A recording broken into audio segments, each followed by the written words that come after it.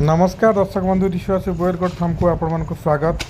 आपण भाई आम आउ गोटे सर्ट वीडियो लेके आस जो देखिए आम जड़े भाई आम घास काटुन। ये घासर ना हूँ मका क्रॉस नापियर जोटा कि मका गणना क्रॉस नापियर भी कहते।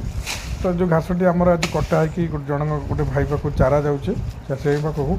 तो जो चाषी मानक मका गणना क्रॉस नापियर कि मका क्रॉस नापियर दरकार से आमको दिखाई नंबर कंटाक्ट करेंगे। तो मुझे आपको कही रखुच्छे घासटी बहुत सफ्ट बहुत नरम घास आउ गाई छेड़ी माने बहुत भल भाव खाई एथे बहुत विटामिन और प्रोटीन बहुत भरपूर हो रही मिनराल्स भरपूर हो रही।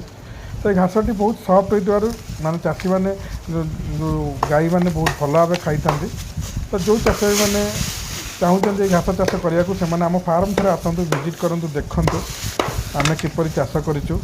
या व्यतीत आम पारे अन्य घास उपलब्ध अच्छी जोटा कि आम आपको अलग वीडियो देखु। तो देखो आम जड़े भाई काटुंट जो चाषी मानक दरकार आम आपणकर पूरा एकदम जो घासटा जो स्टिक अच्छी तार गजा बाहर देखो जब भाई आम देखते गजा एमती गजा बाहर की रही भी आम देपारू जदि आपको आगुरी आमको ऑर्डर देवे। तो जब वीडियो भल लगे आपने अधिक मत शेयर करूँ लाइक करूँ। जय जगन्नाथ।